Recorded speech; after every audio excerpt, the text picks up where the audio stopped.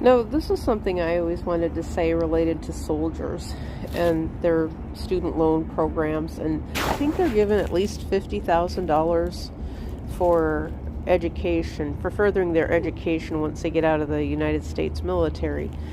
And that's money that is just given to them as serving our country. But I've always made the analogy and said that the skills that they learn while they're in the military a lot of times is more valuable than what you can actually get from an actual college.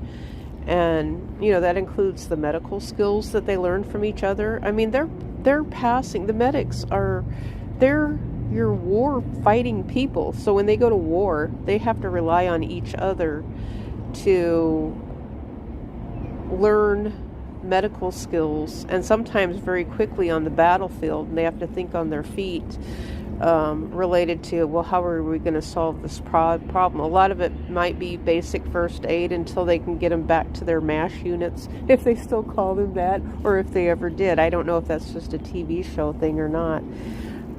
But the trades and the skills that are passed from one person to another is valuable when it comes to hands-on education versus going to college, which is administration, because you have two sides of it.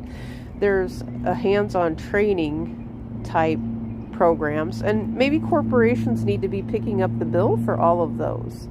And Congress has brought that up and said the colleges can pay for their sports players because they've turned that into a money-making gimmick for a lot of colleges. Now, granted, a lot of colleges don't get any money from sports, and they have no sports programs at all.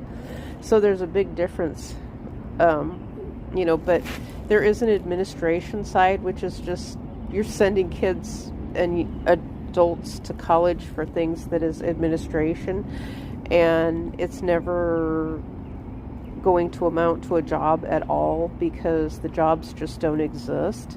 But then you have the hands-on skilled trades, which is medical and then mechanical, cars.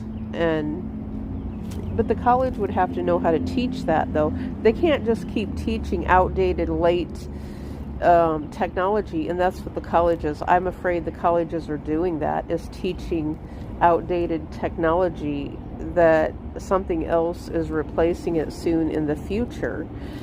I'm going to have to speak more on that based off of my college years, because that's what they were expressing, and then the prices were getting higher for upgrading the software.